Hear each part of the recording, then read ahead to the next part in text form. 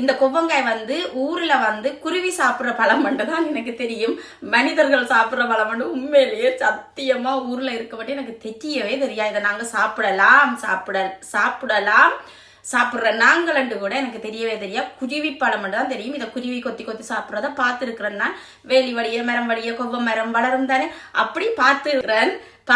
அப்படி குருவி சாப்பிட்ற பழம் கொவ்வங்காய் வந்து குருவி சாப்பிட்ற பழம் தான் எனக்கு தெரியும். இங்க வந்த அப்புறம் அதுக்கு லண்டனில் தான் எனக்கு தெரியும். அதுவும் ஒரு கொஞ்ச காலத்துக்கு முதல் தான் தெரியும். ஒரு 6-7 வருஷத்துக்கு முதல் தான் தெரியும் கொவ்வங்காயும் மனுஷனும் சாப்பிடலாமண்டு.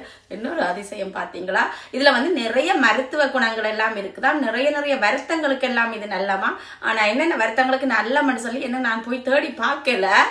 வருத்தங்களுக்கு நல்லமா, மொத்தத்துல நல்லதை சாப்பிட்டா நல்லது தானே. அது என்ன வருத்தத்துக்கு நல்லதா இருந்தான்னா உடம்புக்கு நல்லதா இருந்தா சரிதானே என்று போட்டு நான் அதை ஆராய்ச்சி செய்யற வேலைக்கு போகையில டேஸ்ட் பிடிச்சிருக்கு. அதனால முந்தி அடிக்கடி வழி செய்யறேன்னா இப்ப கனகாலமா செய்ய விட்டுட்டேன்.